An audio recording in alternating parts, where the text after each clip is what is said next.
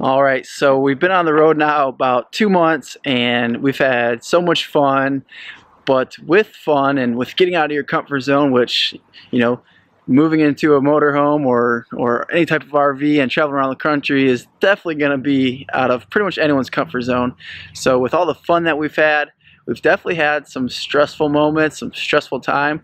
I think anytime you really get out of your comfort zone, whether it's, you know, in your job, maybe as a new parent, you know, in real estate as a real estate agent, you know, you're gonna have some stress. You're gonna have some low points. You're gonna have times where you question the journey that you're on.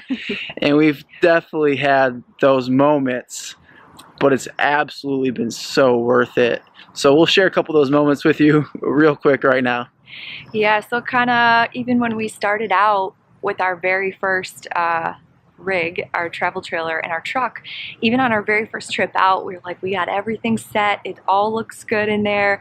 It's great. We get to our first location and boom, we go in the back where the toy hauler part is and just everything's on the floor.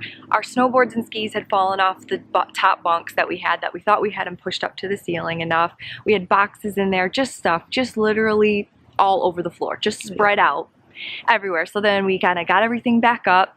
And that was kind of a recurring thing, is we'd have to make sure that the bunks were all the way up to the ceiling to kind of push our snowboards and skis up there and everything else that was in there.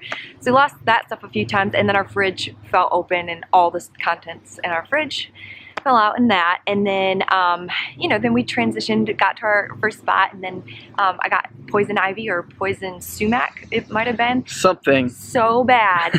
Like so bad, and it was all over everywhere, feet, legs, and so that was crazy. And then during that time too, we had gone over to Montana and Glacier National Park, and then in there, I mean, these are just some of them, but in there we were parking at the Lazy 5 RV park, and that was the really tough place to get in. At that time I had the poison ivy. I'm trying to wrangle the dogs in because they're trying to run all over the place. Yeah, I'm just trying to back in. We drove like, it was like a 12-hour drive to get there, and then we get there and the site for us is way too small.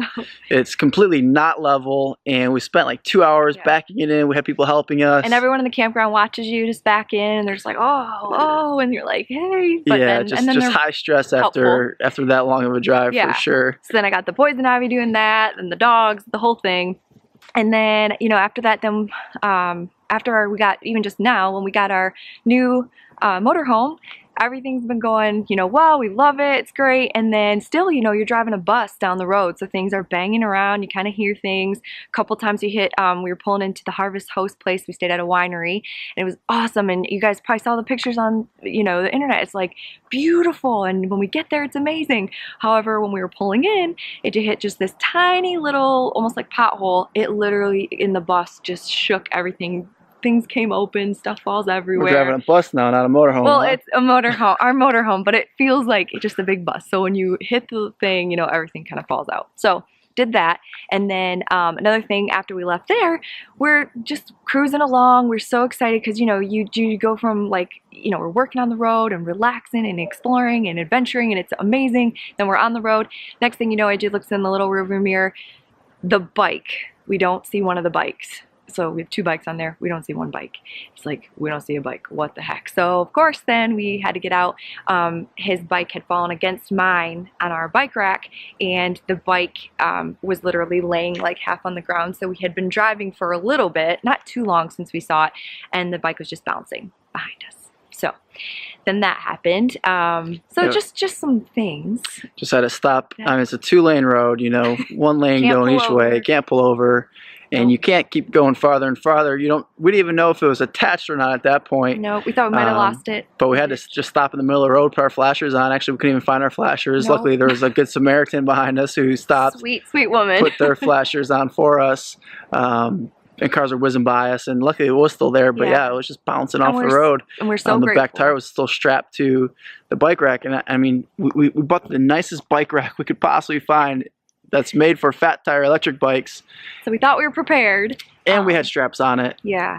So and we're grateful it didn't fall off and actually hit someone in their car. Everything was safe.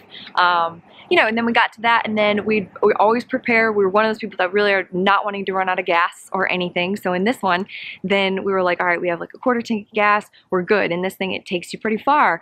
And so and you know, we want to stay above. It was at least a half tank. So we're like, perfect. We found a gas station along our route after leaving our last place, and we thought we have plenty of time. Perfect. We pull in, the gas station's closed, like completely closed. And we were off a separate highways. Usually we stop at the Pilots or Loves or the big truck stations because we have the motorhome and it's diesel. We have to stop at the truck stops.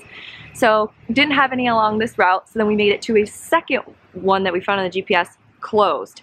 At this point, we're pretty much running out of gas. We thought, we'll call Good Sam. It'll be great. They'll bring us some gas because we have the Good Sam roadside service. And nope, that didn't work out so well, and they were going to take like a few hours, and we were just like, what do we do? So AJ was like, we can make it. We can make it to the next one. We found one a few miles down the road. I think it was like 5 miles down the road or something. We ended up pulling in, and of course we don't want to go dry in the diesel rig, you know, in the coach, and not have any issues with the lines and all of that. So we made it, we got gas, we were praising God, we made it to the next gas station, we got gas and all of that. So all to say, this trip, stuff in life, I mean, it's not always rainbows and butterflies and beautiful things, and you know, you see all the fun, gorgeous, amazing pictures on Facebook and Instagram, and it is all of those things in real life, because it's amazing once you get out of here, you know, out here, and like he said, it's so worth it, and we've loved every bit of it. It's just we do have those stressful days that we don't love so much, and you still have things, and it's not always picture perfect, but we try to really make the best of things and find the joy in all the little things that we can, and just make it fun even when this crazy stuff happens. And now a lot of this, you know, we can laugh about. We've been safe and everything's okay, but yeah, there's a lot, you know, when, like he said, when you're out of your comfort zone and really just taking risks and going for it. Yeah, and it's been so cool. We've been to Minnesota, we've been to Montana, Glacier National Park, we've been to Coeur d'Alene, Idaho, where we wanted to visit for a while. I mean, we've seen deer, we've seen baby deer, we've seen turkeys, we've seen grizzly bear. Yeah, like it's so cool. We, you know, the redwoods and our homes there with us everywhere we go. So that's been really cool.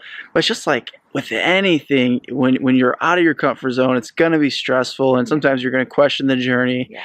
And if you're questioning a little bit what you're doing and the journey, it's probably because you're actually doing something worthwhile.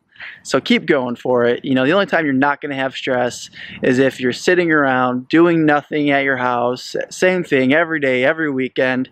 Stress is going to be really low.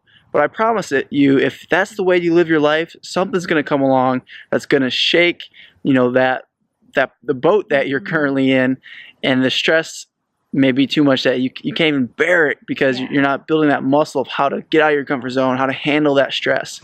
So we keep reminding ourselves of that. You know, stress is a good thing. Stress makes us stronger. Stress means we're out of our comfort zone. So we're embracing that, and ultimately we are loving what we're doing. It is worth it. Yeah. So I just challenge you, if you feel like, man, I haven't had any stress in my life in a while, or maybe you feel like you're going through the same routine, do something different to shake it up. You know, you don't have to sell your house and travel the country in a motorhome. You don't have to do all this. You know, you probably shouldn't do that. But just whatever something is, maybe it's, you know, getting licensed to scuba dive or go skydiving, whatever it might be for you, you know, take on that challenge, that bucket list item, and go out and do it, you know, push yourself. Yeah. So. And you'll be so grateful you did. And the people you meet along the way are amazing too. We've met people from the Netherlands on this trip, other people from Washington, just everywhere. And the stories that you hear, and you know, all of that, it's also worth it. So like you said, just do something to make yourself get out of your comfort zone a little bit, and you'll be glad you did. Thanks for watching, guys. Like, comment, and subscribe to our YouTube channel. We'd really appreciate it. And we'll see you in the next one.